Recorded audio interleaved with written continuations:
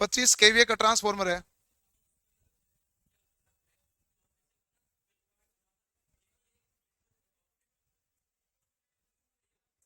हाँ नहीं नहीं, एक मिनट, किलोवाट बराबर केवीए गुणा पावर फैक्टर, ये तो हमने ऐसी थ्योरी में पढ़ लिया था। पावर फैक्टर तो लिखा था cos फाई बराबर KW बटा केवीए, लिखा है कि नहीं लिखा है? हाँ वही है, है?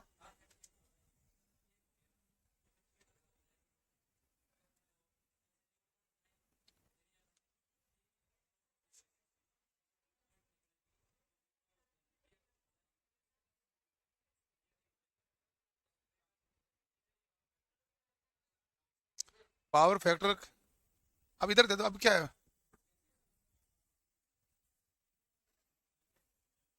अब सवाल कौन लगाएगा वापस, इधर रामायण बुक इधर ले आ। सीक्वेंस वाइज या लाइन वाइज? 47, 56, 72, 74, 75, 76, ये 72, 74, 75, 76 वही है जो आपने उस दिन पूछे थे, मुझे पता है, वो साइड में रखे हुए थे वही। 47 नंबर कौन सा निकाल? 47, केवल 47, 347 नहीं, 47।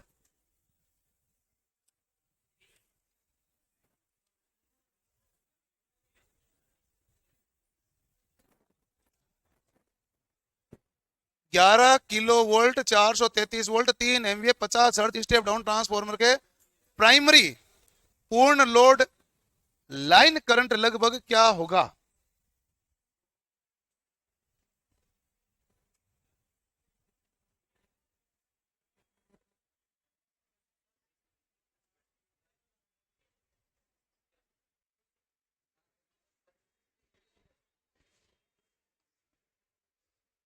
तो वोल्टेज है 11 केवी को 433 वोल्ट में बदला तो 3 फेज कंडीशन ही लगेगी, सिंगल फेज में तो होगा नहीं है।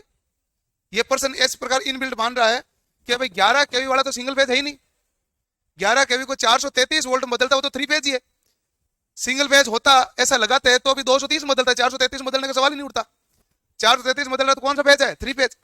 और 3 फेज ट्रांसफॉर्मर है तो पी बराबर क्या आएगा? √3 V गुणा आई। ये कह रहा है हमने पी का मान आपको दे दिया, वी का मान भी ये कह रहा है हमने आपको दे दिया, आई ज्ञात कर लो तो कर लो।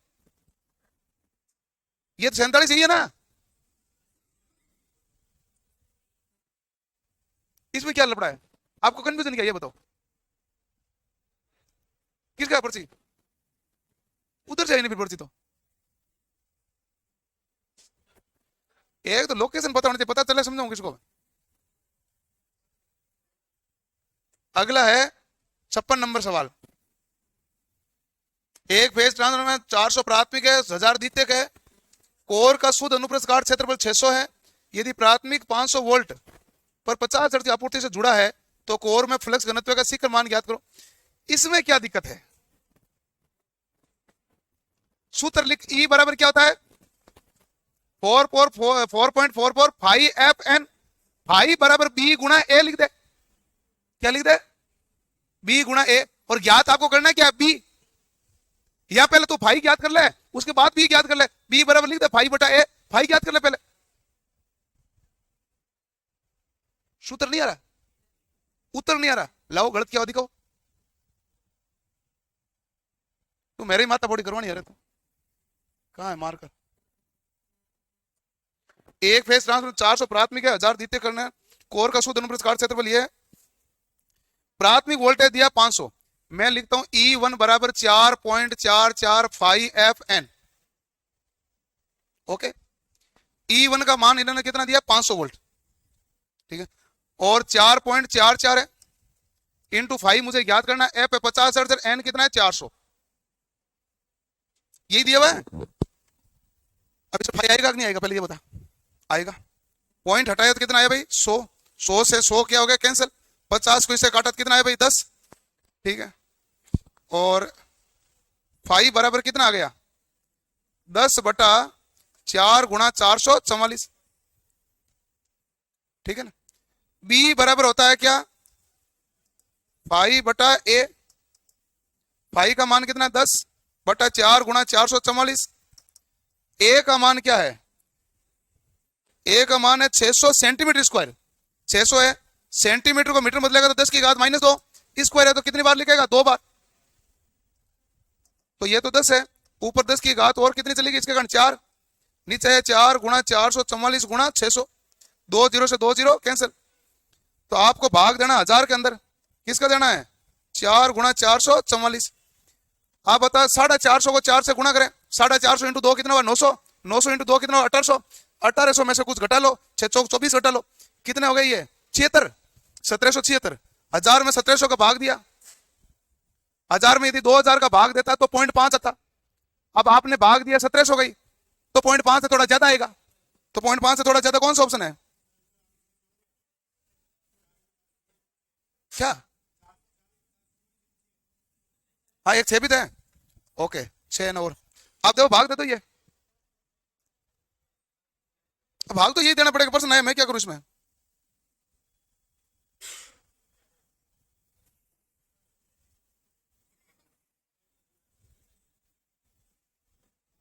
एक का 0 ज्यादा तो नहीं कटा ना,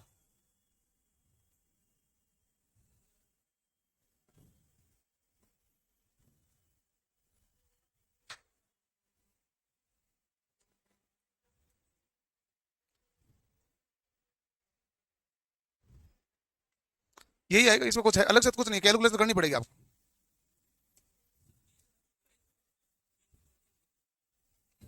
हाँ वही पी पूछा है, फ्लक्स घनत्व है।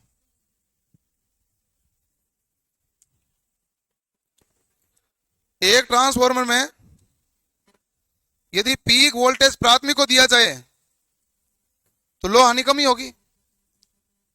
पीक वोल्टेज किसको दिया है हमने प्राथमिक को, प्राथमिक के अनुसार ही हमारे पास कैलकुलेशन होगी उसमें, और हम उसी हिसाब से सिलिकॉन की मात्रा रखते हैं। तो जब भी वोल्टेज पीक वोल्टेज प्राथमिक वाइंडिंग को दी जाती है तो हमारे पास लो हानि क्या होती है कम, क्योंकि ये भी होता है ये स्टेप डाउन है, ट्रांसफॉर्मर कौन सा है स्टेप डाउन, और स्टेप डाउन में लो हानि कम होती है, ताम्र हानि क्या होती है ज्यादा। एक 132 है। स्रोत से भार तक अधिकतम शक्ति हस्तांतरण में से, ये सवाल गलती से यहां आ गया, ये था हमारे पास सवाल उसका मैक्सिमम लोड ट्रांसफर थ्योरम का, जिसमें आरएस बराबर आरटीएच होता है, स्रोत प्रतिरोध है लोड प्रतिरोध के बराबर होता है, ये गलती से इधर आ गया। 139 पूर्ण दिवस दक्षता, एक कौन से ट्रांसफॉर्मर है वो वितरण है, मैंने आज लिखा दिया।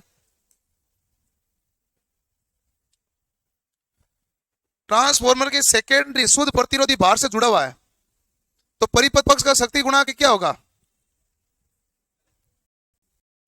शुद्ध प्रतिरोधी भार से जुड़ा हुआ है, लेकिन आपने शुद्ध प्रतिरोधी भार लिखा तभी आपने वोल्टेज रेगुलेशन का मान किया क्या पॉजिटिव है लेकिन कम है। क्यों आपने कम किया, आप कहोगे भाई कोई खुद के इंडक्टर का गुण है कि नहीं है, तो आपने पावर फैक्टर को जब यूनिटी थी तो वोल्टेज रेगुलेशन 0 होना चाहिए था, वहां हुआ क्यों नहीं मुझे ये बताओ आप, वोल्टेज रेगुलेशन क्या होना चाहिए 0, हुआ क्या, रेजिस्टिव लोड में आपने क्या लिखा है तो पॉजिटिव लेकिन कम है, क्योंकि ट्रांसफॉर्मर के सेकेंडरी में रेजिस्टिव लोड है तो हमारे पास इकाई पूर्णतः नहीं हो पाती है, इकाई के लगभग जाता है, गुण लेगिंग का रहता है, और लेगिंग का गुण रहता है तभी हमारे पास वोल्टेज रेगुलेशन क्या है पॉजिटिव, लीडिंग का गुण आता तब हमारे पास कहा जाता है नेगेटिव, तो इसमें लेगिंग का गुण है और 1 के पास में होना चाहिए तो 0.95 उत्तर इसलिए लिया है, कारण यह है इसका, यही तो है शुद्ध रेजिस्टिव लोड है, लेकिन कोयल तो शुद्ध रेजिस्टिव नहीं है ना, जिसके कारण वोल्टेज रेगुलेशन पूर्णतः नो लोड और फुल लोड के बराबर आएगा क्या नहीं आएगा, वही कंडीशन है। 153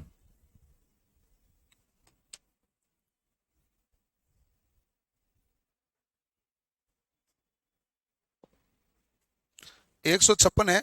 एक ट्रांसफॉर्मर अधिकतम वोल्टेज रेगुलेशन तब होता है जब लोड पावर फैक्टर क्या हो, ये इंपीडेंस वाला मामला है, जब हमारे पास लीकेज इंपीडेंस कोण के बराबर हो जाए, जितना लीकेज है उतना ही लोड हो जाए ना, तब जाके हमारे पास क्या हो जाएगा वोल्टेज रेगुलेशन क्या हो जाएगा अधिकतम हो जाएगा, इंपीडेंस का कोण, ये कंडीशन है वो नोट ही करनी है उसको।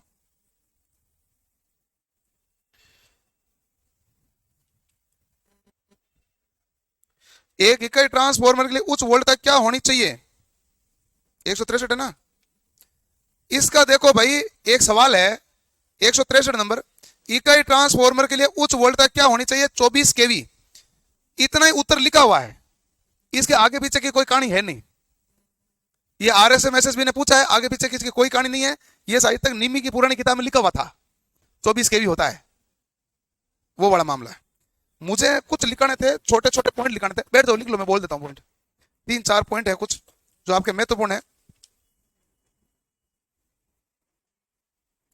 पहला लिखो, audio frequency transformer.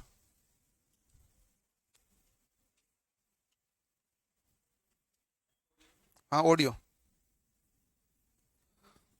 Audio frequency transformer, audio frequency transformer.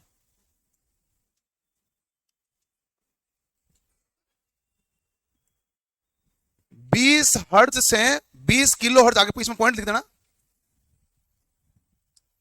20 hertz से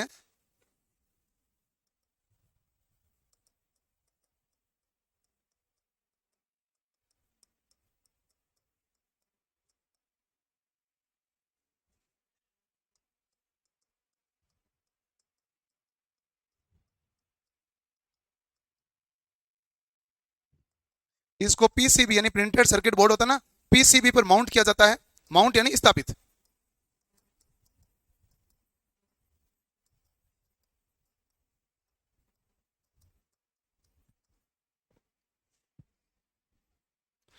बीस हर्ट्ज से 20 किलो हर्ट्ज पर कार्य करता है। इसको पीसीबी पर माउंट यानी स्थापित किया जाता है।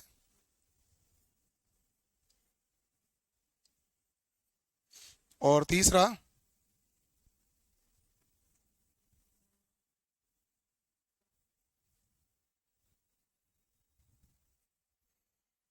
उपयोग लिखो। पहला है इंटर स्टेज कपलिंग में, दो चीजों को जोड़ने के लिए। एक इसका और उपयोग होता है ऑडियो फ्रिक्वेंसी एम्पलीफायर में, ऑडियो एम्पलीफायर में। ये जैसे मैं ऑडियो बोल रहा हूं, इसका एम्पलीफायर की मशीन में एम्पलीफायर लगा हो ना, उसमें भी ये होता है audio frequency transformer, inter stage coupling में।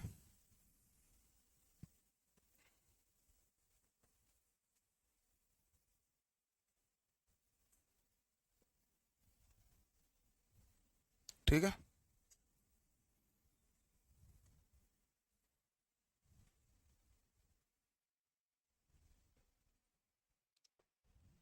अगला लिखो, हाई फ्रिक्वेंसी ट्रांसफॉर्मर।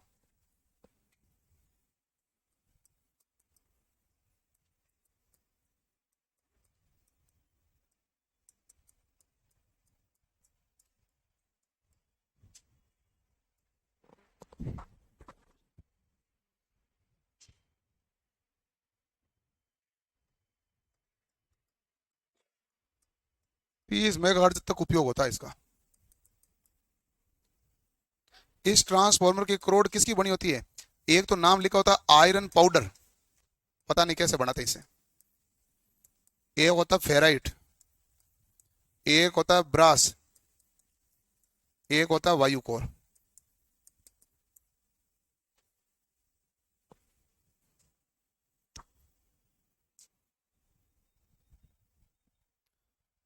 इसका अन्य नाम क्या है?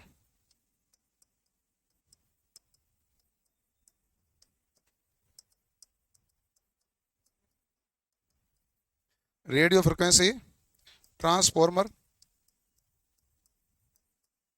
या इंटरमीडिएट फ्रिक्वेंसी ट्रांसफॉर्मर।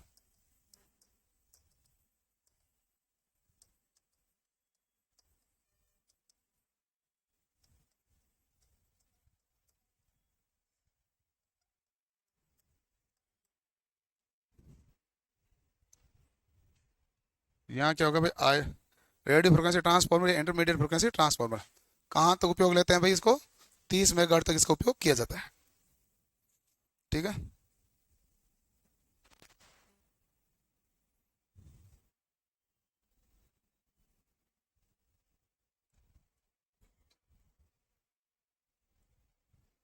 इसका प्रयोग कहाँ होता है? रेडियो रिसीवर में।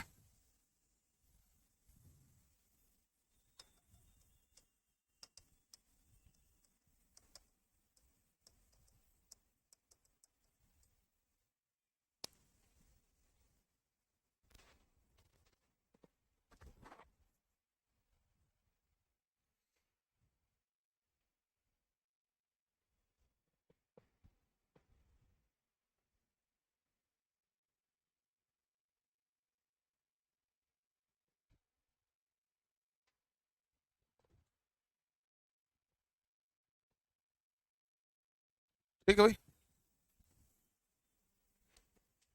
ओके। अगला है हमारे पास वेरी हाई फ्रिक्वेंसी। क्या हुआ, क्या हुआ?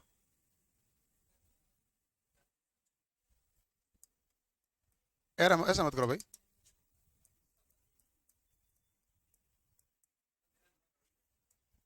व्हाइट कलर लेके क्यों घूमते हो तुम? हैं? व्हाइट तो कोई बहुत ज्यादा इमरजेंसी में कहीं काम लेते हो बाद में आराम से। इसमें कहाँ व्हाइट ले, चलते चलते कहाँ व्हाइट लेते हो? Very high frequency. Very high frequency में देखो क्रोड किसकी बनी होती है? आयरन पाउडर नाम हटा दो, बाकी वही है। फेराइट का और ब्रास और क्या था, वायु कोर।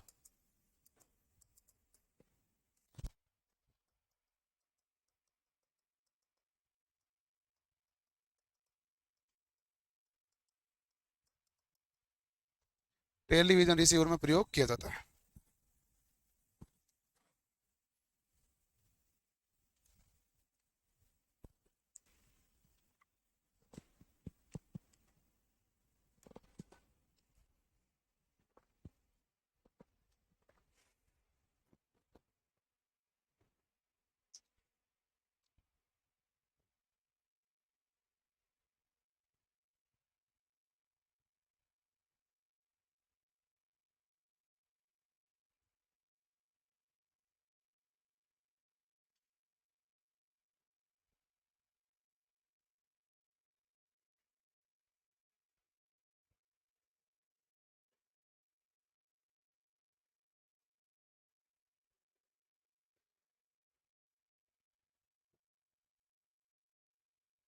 वेरी हाई फ्रिक्वेंसी, ठीक है भाई, ओके।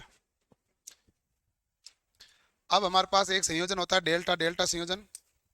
देखो स्टार स्टार संयोजन, ये हमारे पास क्या हो गया भाई? डेल्टा स्टार संयोजन, स्टार डेल्टा संयोजन। और यहां फिर होता है हमारे पास डेल्टा डेल्टा संयोजन।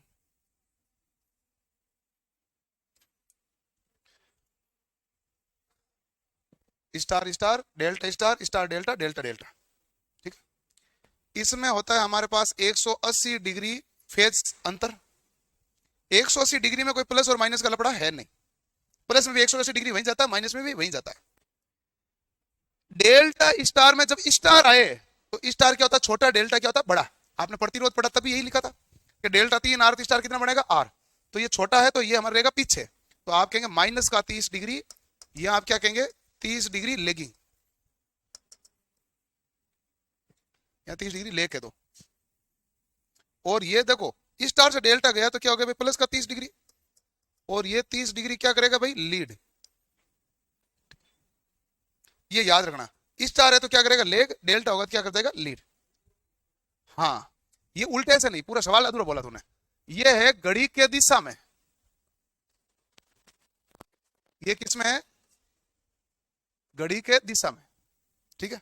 दूसरी कंडीशन आती है घड़ी के विपरीत दिशा में। दूसरी कंडीशन क्या आती है? घड़ी के विपरीत दिशा में। जैसे घड़ी के विपरीत दिशा में करोगे तो ये हमारे पास हो जाएगा प्लस का 30 डिग्री, और ये क्या हो जाएगा? माइनस का।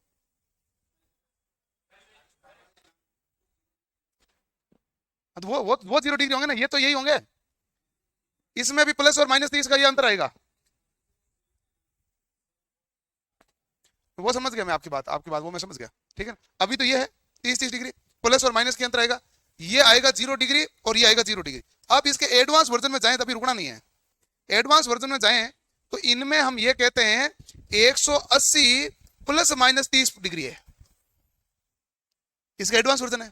यदि आपको प्लस का 30 डिग्री नहीं दिया हुआ है तो ये 210 डिग्री भी दे सकता है। कितना डिग्री दे सकता है? 210। ये 180 प्लस माइनस 30 भी चलता है। और ये हमारे पास कितना आ जाएगा? 150 डिग्री।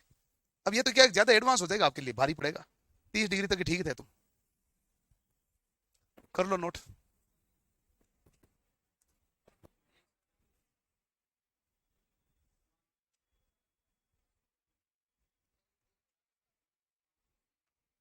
फेज विस्थापन, हाँ फेज अनुक्रम समान लिखा ना, अनुक्रम लिखा ना हमने, वही विस्थापन का मतलब है।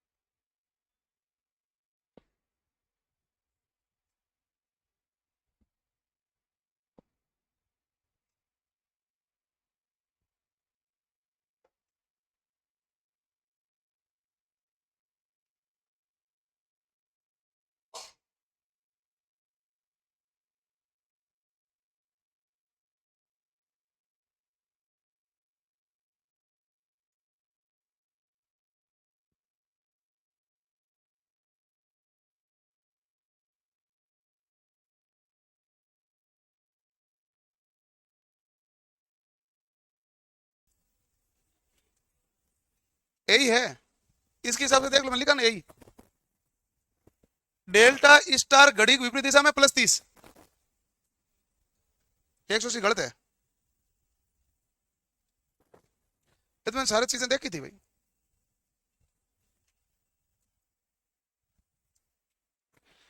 पढ़ना भाई ध्यान से, एक और लिखना भाई भाई, इस कोण संयोजन में टीचर के आर पार की वोल्टता कितनी होती है, मतलब कितना डिग्री होता है, 90 डिग्री। लिख लो एक नोट डाल के, इस कोण संयोजन में, इस कोट संयोजन में, नोट डाल दो, इस कोट संयोजन में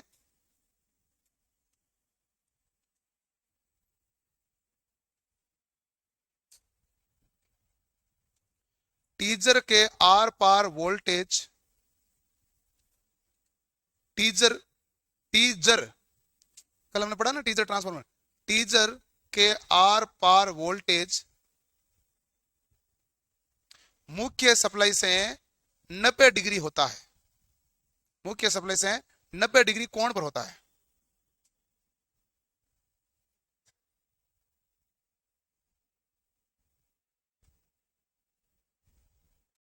कि बॉडी का अर्थ रेजिस्टेंस जांचना, ये हमारे पास वार्षिक है।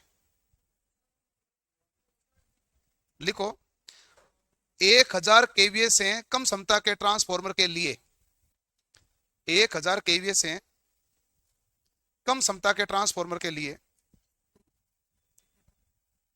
आगे लिखो घंटों में, डेस करो इसमें, 1000 केवीए से कम क्षमता के ट्रांसफॉर्मर के लिए, पहला लिखो घंटों में, आगे डेस करो,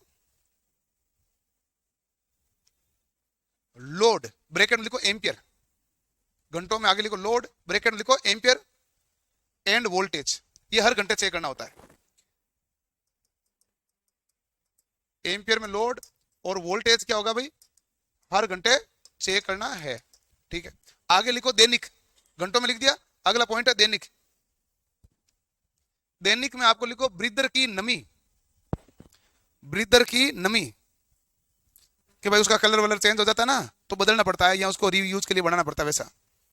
अगला लिखो मासिक ट्रांसफॉर्मर ऑयल लेवल,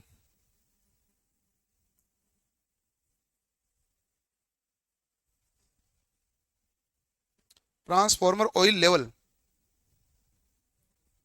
ठीक है। अगला लिखो त्रैमासिक, त्रैमासिक में बुशिंग, बुश में कोई क्रैक ब्रेक तो नहीं आ गए जो अपने बनते हैं ना ये पोर्सलिन के, बुशिंग, बुशिंग में लिखो आप, नहीं त्रैमासिक में क्या है बुशिंग, त्रैमासिक में क्या जांचते हो, बुशिंग। फिर लिखो वार्षिक में, वार्षिक में दो चीजें लिख दो, ट्रांसफॉर्मर में तेल की जांच,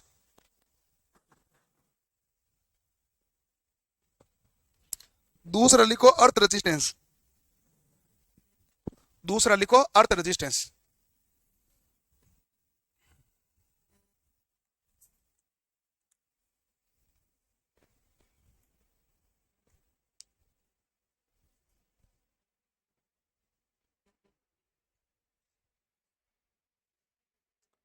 ये है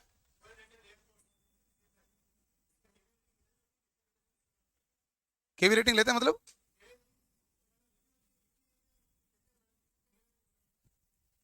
पावर ट्रांसफॉर्मर उच्च के लिए लेते हैं, ऐसे उच्च क्षमता निम्न क्षमता ऐसे लिखी होती है, केवी रेटिंग लिखी नहीं होती।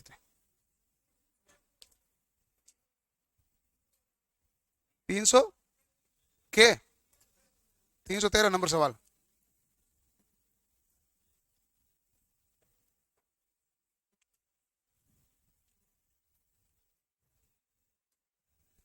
इस कोड कनेक्शन में मुख्य ट्रांसफॉर्मर में केंद्रीय टेप कौन सा होता है? प्राथमिक वाइंडिंग होती है। दोनों कहां लिखा हमने? दोनों लिख दिया। प्राथमिक की होती है।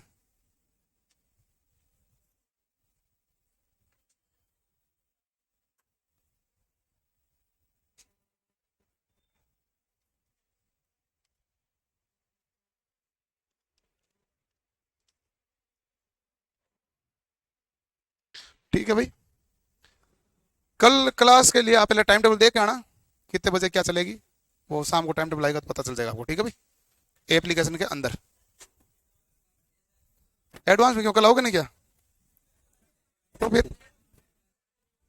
फिर कल ही लेंगे आपका, एडवांस में नहीं लेंगे। बचत के चक्कर में कैसे है? मैं तो आऊंगा, तभी तो मैं कह रहा हूँ एडवांस में ले ही नहीं रहा मैं, आपकी बताई।